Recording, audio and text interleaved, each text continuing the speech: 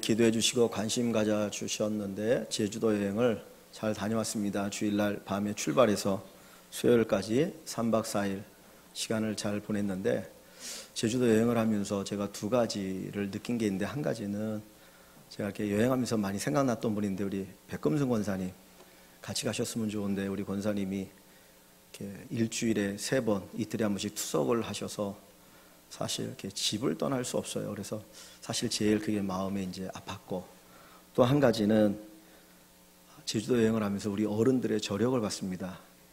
우리 80 넘으신 집사님도 계시고 70 넘으신 분들도 많이 계신데 21분이 정말 강행군을 했어요. 성산 일출봉도 올라가고 올레길 7구간 14.7km인가, 그리고 샤론이 숲길 10km. 하여튼 제가 열심히 끌고 다녔는데 다들 잘 걸으시더라고요. 그래서 제가 사실은 걱정했는데 정말 잘 걸으신 거 보니까 너무너무 감사하고, 하나님이 건강 주셨구나, 우리 어른들에게 건강 주셔서 이렇게 걸을 수 있구나 해서 너무나 감사했고요. 또 한 가지는 함께 하니까 되더라고요. 사실 저도 혼자 가라고 그랬으면 못 갔을 것 같아요. 조금 가다가 아이 지겹고 힘들다 그러고 돌아왔을 텐데, 같이 가다 보니까 함께 사실 그 길을 갈 수 있구나. 그래서 우리가 믿음 생활이라는 게 함께 가야 되는 이유가 여기 있는 것 같아요. 혼자 걸어가면 힘들고 어렵고 지칠 때 그냥 포기하고 싶거든요. 꼭 내가 예수 믿어야 되는가, 그냥 세상 적당히 살다 가지. 그런데 성도들이 함께 이 믿음의 길을 걸어가니까 우리가 끝까지 주님의 나라에 우리가 걸어갈 수 있는 줄 압니다. 우리 모두가 힘차게 이 믿음의 길을 걸어가시고, 또 다음에는 우리 남자 집사님들이나 또 다른 분들이 함께 교제하는 시간이 있으면 좋겠습니다. 사가랴는 제사장입니다. 나이가 많은 제사장인데 어느 날 하나님의 성전에 들어가서 분향하는 가운데 하나님의 천사를 만나게 됩니다. 일반적으로 천사를 보지 못하잖아요. 근데 특별히 하나님 천사가 사가랴에게 나타나서, 사가랴야 무서워하지 말라, 너의 간구함이 하나님께 들렸으니 하나님께서 내 아내 엘리사벳을 통해서 아들을 낳게 할 것이다. 그러면 그 이름을 요한이라 해라 그랬습니다. 요한은 여호와의 사랑을 입은 자라는 뜻이거든요. 아들의 출생을 얘기해 줍니다. 그런데 뒤에 18절에 가보면 사가랴의 반응이 나옵니다. 사가랴가 천사에게 말하기를, 이것을 내가 어떻게 알 수 있습니까? 내가 늙고 내 아내도 나이가 많은데 어떻게 아들을 낳을 수 있겠느냐고 하는 반문을 합니다. 분명히 천사는 너의 기도가, 너의 간절한 기도가 하나님 앞에 응답되어서 네가 아들을 낳을 것이다 라고 말씀하거든요. 근데 사가랴의 반응은, 나도 나이가 많고 내 아내도 나이가 많아서 자식을 낳을 능력이 없는데 어떻게 자식을 낳을 수 있겠습니까? 라고 이야기를 합니다. 이 사가랴가 자식을 낳는 것 때문에 기도했다면, 이 사가랴 가정에는 자녀가 없어요. 근데 그 자녀를 낳는 것 때문에 간절히 기도했다면 하나님이 그 기도를 응답한다고 천사를 보냈는데, 무슨 소리입니까? 우리가 나이가 많은데 라고 얘기한다면 그건 뭐예요? 불신이죠. 자기가 기도해놓고 자기가 못 믿는 거예요. 자식을 달라고 간절히 기도했는데 하나님 주시겠다고 하니까 어찌 그런 일이 있을 수 있습니까? 그게 불신하는 것이 되어질 수 있다는 거죠. 그렇다면 이 사가랴가 기도하는 것은 두 가지일 것입니다. 자식을 놓고 기도하는 것이거나 아니면 다른 것을 놓고 간절하게 기도하는 것일 수 있다라고 하는 거죠. 사가랴가 자식을 놓고 기도했다면 이미 자식을 낳을 수 있는 능력이 다 사라졌는데, 자식을 낳는 것을 놓고 기도했다면 아마 아브라함이 100세가 되어서 그 안에 사례가 90세가 되어서 자식을 낳은 걸 생각하면서 기도했다면 분명히 하나님이 자식을 주겠다고 할 때 어떻게 해야 됩니까? 박수를 쳐야 되잖아요. 오, 하나님 내 기도를 들으셨습니까? 정말 감사합니다. 제가 자식이 얼마나 고통스러웠는데, 너무너무 힘들고 어려웠는데 자식을 주신다니 감사합니다. 어떻게 이런 응답을 저에게 주십니까? 그리고 박수를 치고 기뻐하고 즐거워야 되는데, 사가랴는 어떻게 해요? 아니, 나도 나이 많고 내 아내도 나이가 많은데 어찌 자식을 낳을 수 있겠습니까? 그랬더니 하나님이, 무슨 소리냐? 내가 반드시 너로 인하여서 자식을 낳게 할 것이다. 못 믿으니까 그러면 내가 하나 징표를 줄 텐데, 네가 여기에서부터 벙어리가 되어서 아이를 낳을 때까지 벙어리가 될 것이다. 그리고 나서 그는 말을 할 수가 없었어요. 그리고 요한을 낳은 다음에 그 이름을 지을 때야 입이 열려서 말을 하기 시작합니다. 자식을 낳는 것을 놓고 기도했다면 그의 기도는 믿음 없는 기도일 거예요. 그죠? 주님이 응답하신다고 할 때 못 믿었으니까. 그렇다면 이 기도는 단순히 사가랴가 자식을 낳기 위해서 기도한 기도가 아닐 수 있다는 거예요. 사가랴가 뭘 놓고 간절하게 기도했는가 하는 것입니다. 여기 13절부터 한번 같이 봅니다. 13절부터 제가 좀 읽어 나갈게요. 천사가 그에게 이르되 사가랴여 무서워하지 말라. 너의 간구함이 간절한 기도를 얘기하죠. 아마 몇 날 오랫동안 간절히 기도했던 것 같아요. 그 기도가 들렸다. 내 아내 엘리사벳이 내게 아들을 낳아주리니 그 이름을 요한, 하나님이 사랑하는 자, 여호와가 사랑하는 자라 이름하라 그랬습니다. 너도 기뻐하고, 자식을 낳은 분명히 부모는 기뻐합니다. 또 즐거워할 것이요 많은 사람도 그의 태어남을 기뻐하리니, 부모만 기뻐하고 즐거워하는 게 아니라 많은 사람들이 그 요한이 태어나는 것을 기뻐할 것이다 라고 이야기하죠. 이는 그랬어요. 이는 왜 그들이 기뻐하느냐, 수많은 사람이 기뻐하는 이유가 있는데, 그가 주 앞에 큰 자가 되며 하나님 앞에 큰 자가 될 것이고 포도주나 독한 술을 마시지 아니하며 그랬어요. 이 얘기 뭡니까? 구약에 보면 나시린이라고 있어요. 나시린, 태어날 때도 구별한 사람이에요. 하나님이 특별히 쓰기 위해서 딱 구별한 사람인데, 이 사람들은 포도주나 독한 술을 마시지 않아요. 머리도 자르지 않아요. 삼손이 나시린이잖아요. 하나님 특별히 삼손을 쓰시기 위해서 나시린으로 이렇게 태어나게 했거든요. 그래서 머리도 자르지 말라, 술도 마시지 말라 그랬는데 삼손이 술도 마시고 머리도 자르다가 망하는 인생이 되어지잖아요. 그러니까 여기에서 포도주나 독한 술을 마시지 않는가, 하나님이 특별히 쓰기 위해서 구별한 사람이다 하는 걸 얘기합니다. 또 성령의 충만을 받으리라. 모태로부터, 그러니까 태어나기 이전에 어머니 뱃속에 있을 때부터 성령의 충만함을 받는다는 거예요. 그러니까 특별히 구별되어짐을 얘기하죠. 16절에 이스라엘 자손을 주 곧 그들의 하나님에게로 많이 돌아오게 하겠습니다 했습니다. 그러니까 많은 사람들을 하나님께로 돌아오게 하는 그 역할을 하게 될 것이다. 이 아들이 17절에 또 그가 또 엘리야의 심령과 능력으로 주 앞에 먼저 와서, 그러니까 주라고 하는 건 메시아를 얘기합니다. 메시아보다 먼저 와서 엘리야의 심령, 엘리야의 마음과 엘리야의 능력으로 아버지의 마음을 자식에게, 아버지가 누구예요? 하나님 아버지를 얘기하는 거예요. 하나님의 마음을 그 이스라엘 백성들에게 알게 할 것이고, 거스르는 자를 의인의 슬기에 돌아오게 하고 주를 위하여 세운 백성을 준비하게 하리라. 즉 이 요한이 태어나면 이런 일, 즉 하나님을 위하는 일, 메시아를 준비하는 일을 하게 할 것이다 라는 이야기를 하고 있습니다. 자 보세요. 만약에 요한이 아들 낳는 것을 놓고 간절히 기도했어요. 그래서 하나님께서 그래, 내가 네 기도를 들었으니 내가 아들을 낳게 해주겠다, 그 정도로 끝나면 되지 않습니까? 그런데 하나님께서 이 요한이 태어나면 이런 일을 하겠다라고 하는 것은 단순히 아들을 낳는 것을 하나님이 말씀하고자 하는 것은 아니라는 거예요. 다시 말하면 이 사가랴가 아들을 낳기 위해서 간절히 기도했던 것이 아니라는 것을 이야기합니다.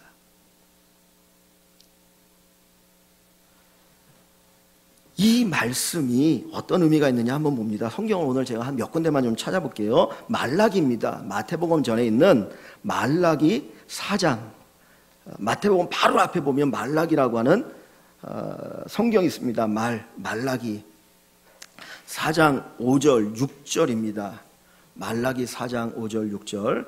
아까 세례 요한을 얘기할 때 엘리야의 심령이라는 말을 썼어요. 엘리야의 마음과 엘리야의 능력으로 그랬거든요. 자, 1331조 구약성경 말라기 4장 5절과 6절을 제가 읽습니다. 보라, 여호와의 크고 두려운 날이 이르기 전에, 여기 여호와의 크고 두려운 날은 메시아가 오는 날이에요. 메시아가 오는 날, 다시 말하면 예수 그리스도가 오는 날을 얘기합니다. 예수 그리스도의 오심을 얘기하는 거예요. 구주가 오는 것, 그것을 얘기합니다. 메시아가 오는 날이 이르기 전에 내가 선지자 누구를 보내요? 엘리야를 너희에게 보내리니 그랬어요. 여러분이 아는 성경 지식을 제가 물어봅니다. 엘리야 선지자가 이전에 있었습니까? 없었습니까? 열왕기 상하에 보면 엘리야 선지자가 나와요. 그죠? 어마어마한 능력을 행했던 사람, 그죠? 비가 오지 않기를 위해서 기도하니까 비가 안 오고, 3년 6개월이 지나서 비 오기를 위해서 기도했더니 비가 오고, 엘리야는 죽지 않고 어떻게 했어요? 불병거를 타고 하늘로 올라갔죠. 죽음을 보지 않은 사람이 둘인데 그 중에 하나가 엘리야거든요. 이미 이전에 엘리야가 왔어요. 그런데 여기는 다시 또 엘리야가 올 것이다라고 얘기를 합니다. 그 엘리야가 올 건데 그가 뭘 하냐? 6절에 그가 아버지의 마음을 자녀에게로 돌이키게 하고, 자녀들의 마음을 그들의 아버지에게로 돌이키게 하리라 그랬어요. 아버지의 마음을 자녀에게 돌이킨다는 게 뭡니까? 아버지가 누구죠? 하나님을 얘기하죠. 하나님의 마음을 자녀에게 돌이킵니다. 자녀들이 어떤 상태인 거예요? 아버지를 배신한 거잖아요. 아버지를 떠났잖아요. 그런데 그 아버지가 다시 자녀들을 어떻게 하게? 사랑하게. 그리고 아버지를 떠난 그 자녀들의 마음을 누구에게로? 아버지에게로 향하게 한다는 거예요.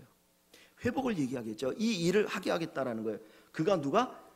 메시아가 오기 전에 바로 엘리야 같은 선지자가 그 일을 하겠다는 겁니다. 그런데 다시 오늘 아까 읽었던 본문 누가복음 17절을 가보면 1장 17절 봅니다. 1장 17절에 보면 자, 여기에 똑같은 얘기가 나와요. 그가 또 엘리야의 심령과 능력으로 주 앞에 먼저 와서 아버지의 마음을 자식에게 그랬어요. 아버지의 마음을 자식에게. 그럼 말라기 4장 5절 6절에 있는 그 말씀이 이 말씀과 같은 거예요? 다른 거예요? 같은 거예요. 마태복음 17장을 봅니다. 마태복음 17장 9절입니다. 마태복음 17장 9절. 이 말씀은 예수님이 변화산에 올라가셨을 때, 어느 산에 올라가셨을 때 이렇게 변화되어진 사건 이후의 이야기예요. 예수님이 제자 셋을 데리고 산 위에 올라갔는데 갑자기 예수님 모습이 변화된 겁니다. 얼굴이 해같이 환히 빛나게 되어지고 옷이 아주 희어졌어요. 세상이 볼 수 없는 그런 광경을 제자들이 봅니다. 그러니까 놀라는 거죠. 근데 그때 예수님만 있었던 것이 아니라 거기에 모세와 엘리야 선지자가 나타났다 그랬어요. 그랬더니 멍하고 있던 베드로가 그 광경을 보고 주님, 우리가 여기에 초막셋을 짓겠습니다. 집을 3개 지어서 하나는 예수님을 위해서, 하나는 모세를 위해서, 하나님 엘리야를 위해서 짓고 여기 영원히 살았으면 좋겠습니다. 그 얘기를 하거든요. 그랬더니 하늘에서 음성이 들리는 거예요. 그러면서 뭐라고 하냐면 이 예수는 내가 사랑하는 아들이요 내 기뻐하는 자다. 너희는 그 예수의 말을 들어라고 이야기를 해요. 그리고는 이제 내려왔어요. 그 산에서 내려온 이후에 이야기가 요 9절입니다. 한번 볼게요. 그러니까 예수님이 하나님의 아들 메시아라고 하는 것을 먼저 보여주고 하는 이야기입니다.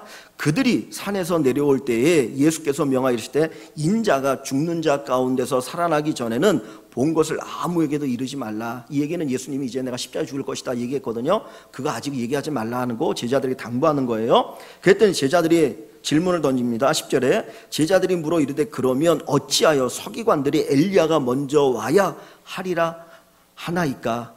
왜 메시아가 오기 전에 엘리야가 먼저 와야 된다고 얘기합니까? 그러니까 제자들은 말라기 4장의 말씀을 잘 모르는 거예요. 그죠? 어떻게 보면. 그러니까 예수님이 11절에 얘기하죠. 예수께서 대답하여 이르시되 엘리야가 과연 먼저 와서 이 모든 일을 회복하리라.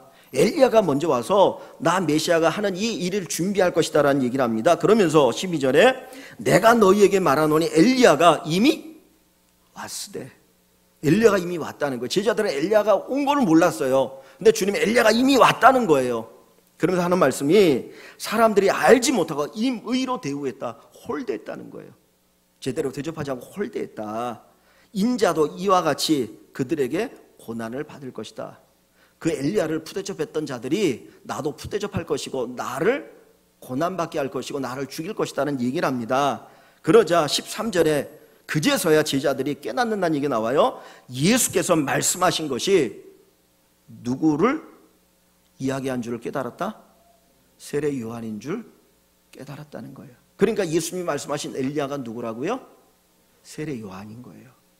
그러면 세례 요한이 엘리야고 그 세례 요한의 역할이 뭡니까? 예수님이 오시는 길을 예비하는 거예요.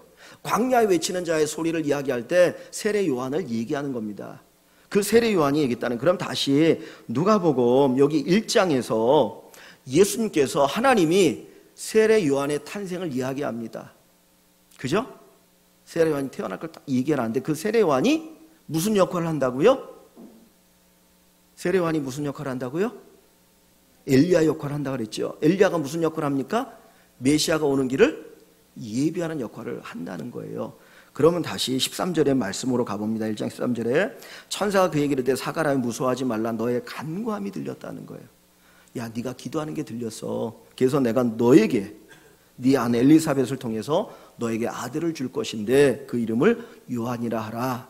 그리고 이 요한이 태어나면 엘리야, 구약 성경에 예언되어진 그 엘리야 역할을 할 것이다 라고 이야기를 하고 있는 거예요. 그랬더니 이 사가랴가 그 이야기를 듣고 하는 말이, 하나님, 나도 나이가 많고 내 아내도 나이가 많은데 어찌 자식을 낳을 수 있습니까? 라고 반문을 하는 거거든요. 그러면 지금 이 사가랴는 뭘 놓고 기도한 거예요? 자식을 낳게 해달라고 기도했던 겁니까? 아니에요. 자식을 낳게 기도했다면 그는 자식을 주겠다고 할 때 기뻐 뛰어야죠. 그런데 그걸 놓고 기도한 게 아니에요. 다시 말하면 메시아가 오기를 위해서 기도한 거예요. 죄 가운데 심하는 이 백성들, 우리를 위해서, 나를 위해서 메시아가 오기를 그가 간절히 기도했더니 하나님 메시아를 보내주겠다고 하는 말씀을 이렇게 하시는 거예요. 근데 메시아가 오기 전에 누가 와야 된다고요? 엘리야가 와야 되는데 그 역할을 누가 할 것이다? 네가 아들을 낳아서 그 요한이 할 거다는 거예요. 그러니까 이 사가랴는, 아니 내가 나이 많고 내 아내도 나이가 많아서 자식을 낳을 수 없는데 어떻게 자식을 낳아서 그가 엘리야 역할을 할 수 있습니까? 그랬더니 하나님이 무슨 소리냐, 반드시 이루어진다. 내가 징표를 보일 텐데 네가 벙어리 될 것이다. 그래서 벙어리 됨을 통해서 하나님이 메시아를 보내겠구나 하는 걸 아는 거죠. 그 이야기는 뭡니까? 이 사가랴가 엘리사벳이 잉태함을 통해서 누가 오실 것을 알게 되는 거예요? 메시아, 예수 그리스도가 오는 걸 알게 된다는 거예요. 그러니까 사가랴의 기도는 단순히 아들 달라고 하는 기도가 아니었어요. 우리는 이 말씀을 생각할 때 사가랴가 아들 달라고 하나님 앞에 막 기도했는데 하나님 정작 준다고 하니까 믿음이 없어가지고 못 믿어가지고 하나님께서 그의 입을 봉해서 벙어리가 되었다. 이건 우리 생각입니다. 아니 지금 예수님을 이야기하고자 하는 이 누가복음에서 무슨 믿음으로 기도해야 된다는 그 이야기를 여기 하겠습니까? 흐름도 맞지 않아요. 이 사건 뒤에 또 천사가 마리아를 찾아가서 마리아에게, 야, 네가 아들을 낳을 것이다. 성령으로 잉태한 아들을 낳을 것인데 그가 바로 메시아다라는 얘기를 하잖아요. 그리고 잉태해서 예수님이 태어나는 거잖아요. 그러니까 이 누가복음 앞부분의 이야기는 예수님이 태어날 것에 대한 예언의 말씀이에요. 그 가운데 그 예언을 이루기 위해서 누가 태어나는 거예요?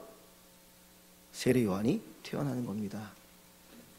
이 사가랴는 기도할 때 자식을 놓고 기도하지 않고 메시아가 오기를 위해서 기도했고 하나님을 위해서 기도했고 하나님의 나라를 위해서 기도했어요. 그랬더니 하나님께서 메시아를 보내기 위해서 사가랴에게 무슨 복을 주셨어요? 아들을 낳는 복을 주셨어요. 그가 자식이 없었는데 그에게 자식을 낳는 복을 주신 거예요. 즉 자식을 놓고 기도해서 자식을 얻은 것이 아니라 하나님의 나라를 위해서, 하나님을 위해서 메시아가 오심을 기도했더니 하나님이 그 일을 이루기 위해서 아들 없는 사가랴에게 아들을 주신 겁니다. 이것이 바로 오늘 본문의 핵심입니다. 우리가 기도해야 합니다. 우리가 기도합니다. 근데 우리는 무엇을 놓고 기도합니까? 많은 분들이 마치 자식을 달라고 하는 기도를 드리고 있다는 거예요. 내가 자식이 없으니 내게 자식을 주십시오. 내가 먹을 것이 없으니 내게 먹을 것을 주십시오. 내가 너무 억울하니 나의 억울함을 풀어주십시오. 오직 기도가 자기 중심의 기도밖에 없어요. 그런데 하나님은 그 기도를 기뻐하는 게 아니라 이 사가랴와 같은 기도를 하나님이 원하시고 그런 기도를 드리는 자에게, 아들 없는 사가랴에게 아들을 주시는 것처럼 우리에게 필요한 것들을 공급해 주신다는 겁니다. 제자들이 예수님에게 우리에게도 기도를 가르쳐 달라고 얘기합니다. 우리가 어떻게 기도하면 좋습니까? 그때 주님께서 기도를 가르쳐 주셨는데 그 기도가 주기도문이에요. 너희는 이렇게 기도하라 그러죠. 하늘에 계신 우리 아버지여, 이름이 거룩히 여김을 받으시며 나라가 임하옵시며 뜻이 하늘에서 이룬 것처럼 땅에서도 이루어지리다. 오늘날 우리에게 일용할 양식을 주옵시고, 일용할 양식이에요. 우리가 우리에게 죄 지은 자를 사하여 준 것처럼 우리의 죄를 사하여 주옵시고, 우리를 시험에 들게 하지 마옵시고 다만 악에서 구하옵소서. 여기 주님 가르쳐 주신 기도가 우리의 기도 한번 비교해 보십시오. 내가 드리는 기도하고 주님이 가르쳐 주신 기도하고 같은가? 너무나 우리의 기도는 다르지 않습니까? 우리의 기도가 변화되어야 합니다. 하나님께서 우리의 필요를 구하지 말라고 하는 건 아니에요. 우리가 가정을 위해서도 기도하고 자녀를 위해서도 기도하고 사업체를 위해서도 기도해야 되겠죠. 그런데 그 기도의 중심이 바뀌어야 된다는 거예요. 하나님이어야 한다는 거예요. 내 사업체가 잘 되길 원합니다. 정말 우리 마음에 그 마음이 있어요. 근데 기도할 때 하나님, 내가 사업체가 잘 돼서 나도 좀 부자로 살고 싶습니다. 떵떵거리고 싶습니다. 그건 세상 사람들이 하는 이야기잖아요. 근데 우리는 그 목적이 그게 아니라 하나님, 사업체가 잘 돼서 정말 주님의 영광에 도구로 쓰여지길 원합니다. 복음이 전해져야 되는데 거기에 재정이 필요한데 이 사업체에 복을 주셔서 내가 선교를 하거나 전도하는 일에 하나님 도구로 쓰여질 수 있으면 좋겠습니다. 이 사업체에 오고 가는 사람들이 많이 있는데 그들에게 예수의 복음을 전할 수 있는 도구가 됐으면 좋겠습니다. 하나님, 그러니 복 주십시오. 하나님 축복해 주십시오. 이렇게 기도가 바뀌어야 되지 않겠습니까? 하나님 기뻐하지 않겠습니까? 여기 우리 휘서하고 친구가 둘이서 예배를 드리는데 우리 휘서가 야구를 하잖아요. 이번에 예선에서 우승을 했다고 하는데 좋은 결과가 있으면 좋겠습니다. 근데 우리 휘서가 아마 하나님 앞에 기도할 때, 하나님, 정말 야구 잘하고 싶어요. 프로 선수 되고 유명한 선수가 되고 싶어요. 근데 그것이 다가 되면 안 돼요. 왜 내가 그런 훌륭한 선수가 되어야 되느냐? 그 이유와 목적이 분명히 돼요. 하나님이 영광이에요. 그러면 하나님이 그 기도를 기뻐하신다는 거예요. 뭐 미국에 유명한 그 야구 선수 투수가 있는데 제가 이름이 생각이 안 나는데 그 사람이 어마어마하게 돈을 많이 받는데요. 근데 그가 어마어마하게 주님을 위해서 아름다운 선한 일을 한다는 거예요. 정말 그런 사람들이 교회 안에 많아야 됩니다. 우리가 기도하는데 나를 위한 기도, 나만을 위한 기도를 하고 있어요. 주님이 그 기도를 기뻐하지 않습니다. 마태복음 6장으로 한번 가봅니다. 마태복음 6장 31절입니다. 마태복음 6장 31절부터 33절. 6장 31절 33절 제가 읽습니다. 그러므로 염려하여 이르기를 무엇을 먹을까 무엇을 마실까 무엇을 입을까 하지 말라. 야, 너희가 염려하면서 무엇을 먹고 살 것이냐, 이거 염려하지 말라는 거야. 야, 내가 뭘 마실까, 어떤 집에 살까, 뭐 어떻게 살까, 그것 때문에 염려하지 말라. 32절에 이는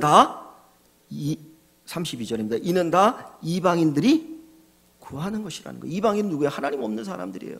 그들이 구한다는 거, 구한다는 게 뭡니까? 기도한다는 거죠. 그들은 이거 놓고 기도한다는 거예요. 세상의 목적은 이거예요. 내가 얼마나 넓은 집에 살 수 있을까? 내가 얼마나 높은 권력을 가질 수 있을까? 얼마나 명예를 얻을 수 있을까? 이것이 그들의 전부입니다.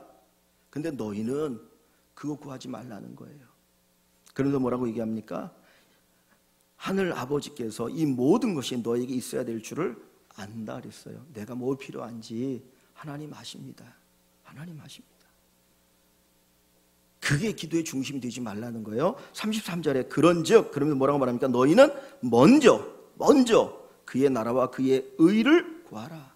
하나님의 나라와 하나님의 의를 구하라는 거예요. 하나님을 구하라는 거예요. 사가랴와 같은 기도를 드리라는 거예요. 그리하면 이 모든 것이 뭡니까? 무엇을 먹고 마시고 살 것인가? 우리 인생의 문제들, 우리가 먹고 사는 문제들을 하나님이 다 해결해 주신다는 거예요. 너희에게 더하시리라. 너희가 먼저 나를 구하면, 하나님의 중심적인 삶을 살면, 하나님을 구하면 내가 네 인생을 책임져 주겠다. 오늘 우리의 삶의 우선순위를 한번 점검해 봤으면 좋겠습니다. 내 삶의 우선순위가 무엇입니까? 이방인들처럼 기도하고 있습니까? 아니면 성경이 우리에게 말씀하는 것처럼 하나님 우선순위로 기도하며 믿음 생활을 하고 있습니까? 어느 대학에서 교수님이 학생들 모아놓고 실험을 합니다. 항아리 큰 걸 갖다 놓고 거기에다가 이제 돌을 넣는 거예요. 주먹만한 돌을 하나씩 넣기 시작했습니다. 돌이 9가지 꽉 찼습니다. 그때 학생들에게 물어봅니다. 여러분, 항아리가 꽉 찼습니까? 그랬더니 예, 항아리가 꽉 찼습니다. 돌로. 그래요? 그러고 나서 그 다음에는 조그만 조약돌 같은 것들을 거기다 넣기 시작했더니 돌이 또 들어가기 시작하는 거예요. 다시 9가지 꽉 찼습니다. 다시 물어봅니다. 이 항아리가 꽉 찼습니까? 학생들이 이번에는 예라고 대답하지 못하고 글쎄요라고 대답하는 거예요. 그러자 다시금 거기다 모래를 넣으니까 또 모래가 꽉 들어가기 시작합니다. 또 모래가 꽉 찼습니다. 학생 다 같이 물어봅니다. 이 항아리가 꽉 찼습니까? 그때 또 글쎄요. 그러자 이번엔 교수님이 거기다 물을 부으니까 또 물이 들어가기 시작하는 거예요. 다 실험이 끝난 다음에 이것이 무엇을 말씀해 주겠습니까? 우선순위에 관한 걸 얘기하는 거예요. 주먹만한 돌을 먼저 넣었기 때문에 다른 걸 넣을 수 있었어요. 그런데 모래를 붓거나 작은 돌을 넣었다면 다 거기 들어갈 수 없다는 거예요. 우선순위의 문제를 이야기하는 겁니다. 우리의 삶의 우선순위가 어디에 있느냐입니다. 하나님 중심의 우선순위가 되어지면 모든 것들이 잘 풀어나갈 것입니다. 근데 우선순위가 바뀌게 되어지면 인생이 헝클어지게 된다라는 거예요.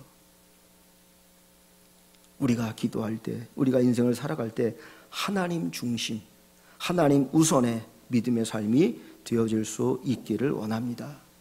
우리가 하나님을 예배하고 하나님을 섬길 때 뭐 시간이 남고 물질이 남아서 우리가 하나님을 예배하는 거 아니잖아요.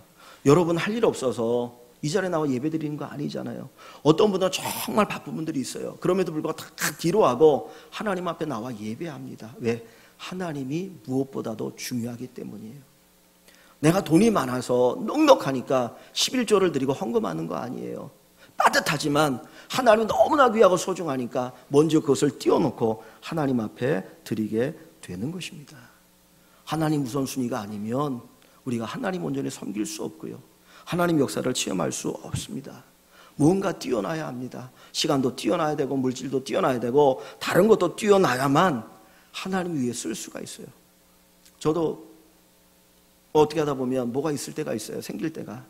근데 그거를 내가 요거 나중에 어디에다 써야지, 좋은 데 써야지 그러고 어디 보내야지 그러고 딱 놓는데 갑자기 저에게 급할 때가 있어요. 그러면 사실 그거 쓰고 싶은 마음이 있어요. 그냥 보내야 됩니다. 그냥 주를 위해서 써야지 갈등도 안 하고 그리고 그게 하늘나라에 쌓아두는 게 되거든요. 먼저 뛰어나야 됩니다. 그렇지 않으면 엄청나게 우리는 변질돼요. 바뀌어요. 그래서 그런 얘기가 있잖아요. 어느 농부가 소 2마리를 낳았어요. 송아지를. 그래갖고 이 사람이 하는 얘기가 하나는 하나님의 것, 하나님은 내 것이다. 그리고 잘 키웠어요. 근데 어느 날 소 1마리가 죽었어. 그랬더니 이 농부가 자기 부인에게 하는 말이 여보 하나님의 소가 죽었어 그랬대요. 웃으시는 분은 웃으시고 안 웃으신 분들은 일단 심각하신데 예. 하나님의 것, 하나님의 중심, 하나님 우선순위가 우리 안에 있기를 원합니다.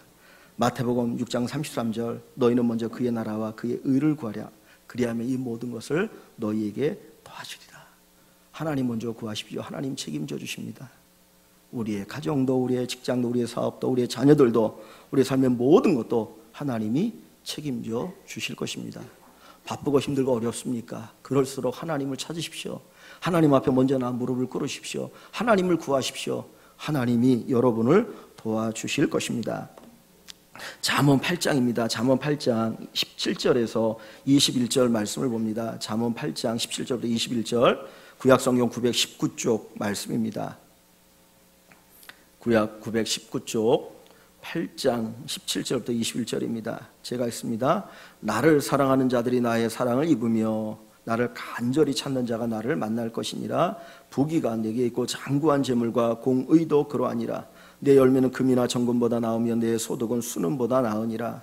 나는 정의로운 길로 행하며 공의로운 길 가운데로 다니나니 이는 나를 사랑하는 자가 재물을 얻어서 그 곳간에 채우게 하려 함이니라. 아멘. 여기서 나라고 하는 것은 하나님을 이야기해요. 직접적으로는 지혜를 얘기하지만 궁극적으로 하나님을 얘기합니다. 그래서 하나님을 사랑하는 자들이 하나님의 사랑을 입으며 하나님을 간절히 찾는 자가 하나님을 만날 것이라. 부귀가 하나님에게 있고 장구한 재물과 공의도 하나님에게 있느니라. 하나님의 열매는 금이나 정금보다 나으며 내 소득은 하나님의 소득은 순금보다 나으니라. 하나님은 정의로운 길로 행하며 공의로운 길 가운데로 다니나니 정의와 공의를 우리에게 요구하는 거죠. 이는 하나님을 사랑하는 자가 재물을 얻어서 그곳간에 채우게 하려 함이라. 하나님을 구하고 하나님을 찾고 하나님을 갈망하는 자가 하나님을 만납니다. 우리가 하나님을 믿고 하나님을 의지하는 가운데 바른 길로 걸어갈 때 하나님께서 채우시겠다라고 말씀합니다. 왜? 그런 사람들에게 주어야 바르게 쓸 수 있기 때문입니다.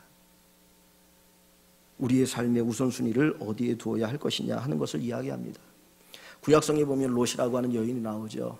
그 남편은 이스라엘 사람이었고 이 롯은 모압 여인입니다. 이방인이었어요. 원래 하나님 섬기지 않았던 이 우상 숭배하는 여자였는데 그 남편이 자기 동네에 오므로 말미암아 결혼했는데 그 남편이 죽었어요. 시아버지 듣고 그래서 자기와 자기 동서와 시어머니 셋만 딱 과부로 남았습니다.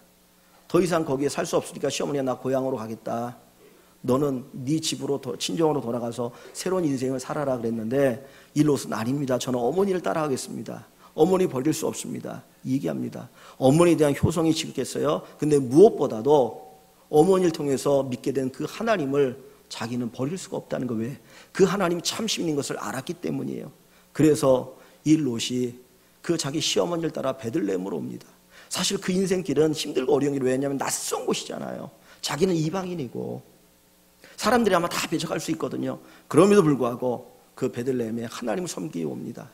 자기 시어머니를 위해서 아침 일찍 밭에 나가서 이삭을 줍습니다. 그것을 가져다가 자기 시어머니에게 밥을 해드리고 그리고 하루하루를 살아가는 거예요. 그런데 그 모습을 누가 보았느냐? 보아스라고 하는 사람이 보았어요. 보아스는 그 지역의 유지였습니다. 정말 인정받고 사랑받고 존경받고 큰 부자였어요. 그런데 보아스가 나중에 그의 남편이 됩니다. 그리고 보아스를 통해서 오벳이라고 하는 아들을 낳는데 그가 바로 다윗의 조상이에요. 즉 다시 말하면 왕의 가문을 여는 여인이 되는 거예요. 하나님을 중심으로 모셨더니 내가 힘들고 어려운 인생길이지만 나는 하나님을 결코 포기할 수 없다. 나는 하나님을 섬기는 일을 그 어떤 것보다 우선순위로 한다고 할 때 하나님이 롯을 축복하시는 겁니다. 롯을. 우리 인생길에서 힘들고 어렵죠. 그러나 우선순위가 분명해야 됩니다. 하나님이 우선순위이길 원합니다. 자식이 없으니 자식을 구하는 거 귀하겠죠. 그러나 그것보다 먼저 하나님 나라와 하나님의 의를 구하시고요. 그 자식을 구할 때, 내 사업을 놓고 기도할 때, 내 자녀를 놓고 기도할 때, 내 어떤 기도를 놓고 기도할 때 그 기도의 방향이 하나님 중심이 되길 원합니다. 자녀를 위해서 기도하지 말라는 게 아니에요. 기도하셔요. 눈물을 흘리며 기도하십시오. 그런데 그 방향이 하나님 중심이냐 나 중심이냐. 하나님 중심이 되어질 때 거기 놀라운 역사가 일어날 것입니다. 사랑하는 성도 여러분, 사가랴가 메시아를 기다릴 때, 메시아가 오심을 위해서 간절히 기도할 때 하나님 메시아를 보낼 뿐만 아니라 그에게 없었던 아들을 주셨습니다. 여자가 낳은 자장이 큰 자가 되게 하셨습니다. 오늘 우리 사랑하는 모든 성도 여러분들에게 이와 같은 놀라운 축복이 함께 하시기를 주님의 이름으로 간절히 축원합니다.